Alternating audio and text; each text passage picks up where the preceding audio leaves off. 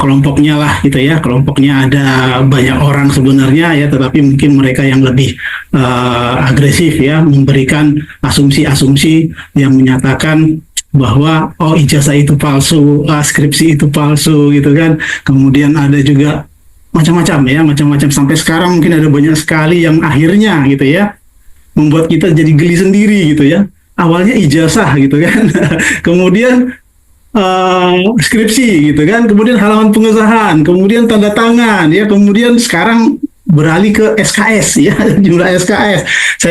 Saya nggak tahu dia bisa mempertahankan bagian yang mana sebenarnya gitu ya. Jadi mungkin sebagai pembuka ya, karena saya lihat di sini belum ada panelis Rismon, meskipun kita sudah undang gitu ya. Nah, saya ingin cerita dulu ya, apa yang membuat saya ikut bersuara ya, bersuara terhadap kasus ini ya. Jadi dimulai dari postingan-postingan beberapa rekan saya, kolega saya di UGM gitu ya, yang berupaya meluruskan ya analisis-analisis yang diberikan oleh si Rismon gitu ya. Kita langsung menyebut nama ya, Rismon. Jadi rekan-rekan dosen ini mencoba menunjukkan ya bahwa analisis itu tidak benar gitu ya. Analisisnya dia itu tidak benar. Kenapa? Karena pada saat pertama kali muncul ya Rismon menganalisis ijazah Jokowi, dia pertama kali meyakini kalau gambar ijazah itu palsu gitu ya. Gambar ijazah yang ditunjukkan sebuah media kalau nggak salah, fotokopinya malah gitu ya, itu palsu. Awalnya begitu. Dari mana? Dari fontnya gitu ya. Kemudian dari nomornya gitu ya, nomor ijazahnya kok nggak lengkap ini gitu kan, nggak ada fakultasnya gitu kan. Karena dibandingkan dengan kalau nggak salah satu kolega saya yaitu Pak Bambang Prastowo ya. Jadi ijazah Jokowi dengan ijazah Bambang Prastowo. Yang dianalisis dia apa? Pertama, nomornya nggak ada. Karena memang di fotokopian mungkin ketutup gitu ya, sehingga tidak muncul. Itu yang pertama kali analisis. Kemudian nomor fakultasnya kok nggak lengkap. Beda dengan Pak Prastowo, ada nomor MIPA-nya gitu ya. Kalau Pak Jokowi kan Fakultas Kehutanan. Ternyata zaman itu ya, ijazah ya, setiap fakultas itu nyetak masing-masing. Ya, jadi makanya berbeda. Fakultas A, Fakultas B, Fakultas C, ya 40 tahun yang lalu itu berbeda. Ya, sehingga memang ada template-nya, tetapi tidak sama persis gitu ya. Ya mereka diberikan kewenangan masing-masing mencetak, ya, mencetak setiap fakultas. Jadi bukan terintegrasi dalam sebuah level universitas sehingga tidak seragam pada saat itu. Nah itu yang pertama kali dimunculkan dia, sama dia menganalisis fontnya ya. Awalnya font ijazah pun itu dianggap dia tidak mungkin ada font Times New Roman yang ada di ijazah itu bisa dicetak zaman itu gitu. Padahal udah kelihatan itu cetakan bukan cetakan dari printing ada komputer gitu ya, bukan cetakan digital ya, tetapi itu cetakan dari percetakan yang zaman itu punya teknologi yang sudah sangat jauh ya. Kita bisa melihat buku-buku zaman dulu ya, zaman dulu tahun 60-an, 70-an, 80-an. Ya, buku-buku sudah sangat modern.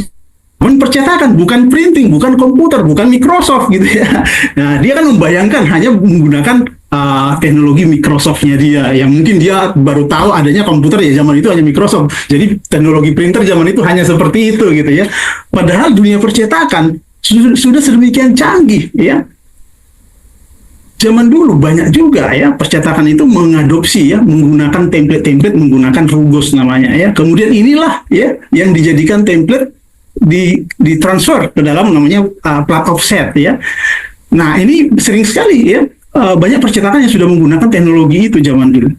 Nah memang zaman itu ya percetakan itu mahal, jadi tidak semua mahasiswa ya menggunakan percetakan yang cukup mahal ini pada saat itu. Nah ini dari informasi yang kita dapatkan dari berbagai alumni-alumni yang seangkatan kurang lebih sama dengan Pak Jokowi ya. Nah kemudian apalagi yang dianalisis dia ya, kembali ke skripsi gitu ya, skripsi. Nah ini yang menarik ya, jadi ketika dia menyatakan skripsinya kok hebat sekali fontnya gitu ya. Fontnya kok udah Times New Roman gitu ya. Kenapa? Karena auto scalingnya, huruf besar, huruf kecilnya itu udah sangat bagus sekali, merata sekali. Ini pasti kerjaan komputer nih. Saya nggak tahu bagaimana dia menganalisis itu sebenarnya. Padahal kalau kita ukur gitu ya, kita ukur bagian dari halaman pengesahan itu tidak sama sekali presisi kok. Ke kiri dan ke kanan itu berbeda kok. Jadi dari situ sebenarnya sudah ketahuan kalau itu bukan dari Microsoft Word atau Times New Roman yang ada di komputer gitu ya, berbasis komputer menggunakan print itu, tapi dia menggunakan cetakan ya, cetakan. Dan itu juga setelah kita lakukan, saya sendiri ya melakukan apa istilahnya ya, bukan investigasi, bukan forensik ya yang saya lakukan. Saya hanya ingin melihat ya, jadi saya ingin melihat semua skripsi teman-temannya. Jadi saya minta izin dulu ya kepada Fakultas Kehutanan, boleh nggak saya melihat skripsi teman-teman Jokowi? Saya nggak butuh skripsi Jokowi, saya mau lihat skripsi teman-teman Pak Jokowi gitu ya, zaman itu gitu ya. Akhirnya saya dipersilahkan, silakan Mas ya. Saya minta izin dulu, kemudian saya lalu perpustakaan, kemudian saya mendokumentasi ya, mendokumentasi 40 lebih ya skripsi tahun 70-an, 78, 79 sampai tahun 80 sekian ya. Nah, yang saya temukan apa? Ya. Saya membandingkan skripsi yang ada, karena saya belum diberikan ya skripsi Jokowi pada saat itu. Saya nggak dikasih tunjuk saat itu ya. Awalnya saya diberikan skripsi teman-temannya gitu ya. Nah, saya dari beberapa foto yang saya dapatkan dari internet ya, skripsi Jokowi itu kelihatan ada pembatasnya. Ya, pembatasnya namanya pembatas buku yang ada tulisannya namanya perdana. Ya, saya menarik ya, menarik itu kenapa? Karena dari situ kita bisa tahu bahwa ini dicetak atau dijilidkan di percetakan atau apa istilahnya jasa percetakan yang bernama perdana. Kemudian saya minta ya kepada teman-teman yang ada di perpustakaan itu, coba dicari lagi skripsi-skripsi yang ada batasnya yang perdana gitu ya. Ternyata banyak sekali ya, dan banyak yang seangkatan Pak Jokowi juga. Di atas angkatannya juga banyak, di bawahnya juga. Dari tahun 79 itu sudah ada percetakan perdana, bahkan sampai tahun 88. Nah, bukan hanya di Fakultas Kehutanan saja ternyata ya.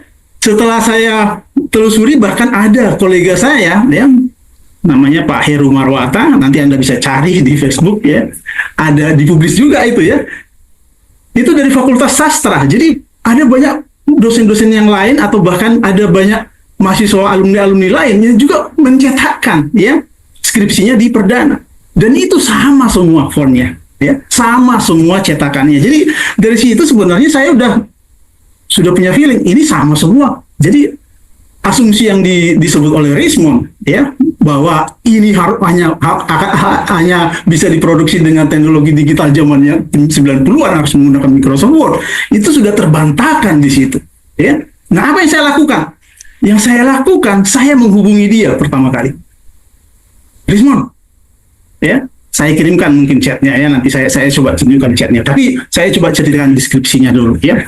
Saya hubungin dia untuk menyadarkan dia sebenarnya bahwa asumsi dia itu tidak benar, bahwa teman-teman yang lain juga menggunakan teknologi yang sama, menggunakan font yang sama, nggak ada bedanya. Itu yang pertama kali. Artinya itu untuk membantah ya asumsi berkaitan dengan font ya. Kenapa? Karena nggak mungkin juga itu dipalsukan semua, karena saya lihat sendiri, saya rasakan sendiri, dan dokumentasi inilah sebenarnya yang saya kirimkan ke dia. Tujuan saya untuk menyadarkan dia bahwa asumsi itu tidak benar. Ya. Tetapi apa yang dilakukan dia? Saya diblokir. Ya. Awalnya kita berdebat melalui komunikasi. Saya ajak dia datanglah ke sini, berdua kita. Saya bisa tunjukkan semuanya. Tapi apa yang dilakukan? Nggak benar itu, semuanya palsu itu. Buktinya nggak ada tanda tangannya semua. Nah, memang dia akan beralih gitu ya. Setelah formnya terbantahkan, dia lari ke tanda tangan. Nah, ini contohnya. Inilah orang-orang yang mencari namanya pembenaran, bukan mencari kebenaran. Padahal sebagai ahli forensik kita itu mengungkap fakta. Fakta apa yang ada yang kita temukan, itu yang kita laporkan. Ya, tidak ada asumsi, tidak ada pendapat di sana, apalagi berasumsi. Itulah sebenarnya laporan forensik digital yang resmi atau yang benar, ya. Forensik apapun hanya mengungkap fakta, tidak boleh berargumen. Forensik katakanlah di kedokteran, forensik tubuh, forensik apapun itu tidak pernah berpendapat, tidak pernah membuat asumsi. Ya, kita hanya menyampaikan fakta. Nah, ketika kita mungkin di pengadilan nanti ditanyakan apakah pendapat Anda terkait ini, baru boleh berpendapat. Ya, nah itu prinsipnya, ya. Jadi laporan forensik digital hanya mengungkap fakta-fakta. Forensik apapun kurang lebih sama, hanya mengungkap fakta-fakta. Dia tidak boleh berpendapat menyatakan ini palsu atau tidak, karena dia tidak berwenang untuk itu. Ya, nah ini yang harus dipastikan. Ya, dahulu. Jadi kalau kita melakukan penelitian. Nah, kalau Rismond mengatakan kajian ilmiah gitu ya. Nah, kajian ilmiah yang dimaksud itu seperti apa sebenarnya? Itu makanya kepolisian menanyakan ke dia, ya, apa otorisasi Anda melakukan kajian ilmiah ini? Ya benar, ya. Kalau kita melakukan pemeriksaan digital forensik, itu pasti ada surat tugasnya, pasti ada permohonan resminya, ya. Dan harus kita pastikan juga bahwa yang kita periksa ini itu merupakan legal. Kita nggak boleh menerima orang memeriksakan, tolong periksakan handphone istri saya, atau tolong periksakan handphonenya orang lain, dan seterusnya. Nggak bisa. Kita nggak berwenang melakukan itu. Kita pastikan kita memiliki otorisasi dari pemilik, pengguna, dan seterusnya. Atau dari penyidik yang sudah menyita.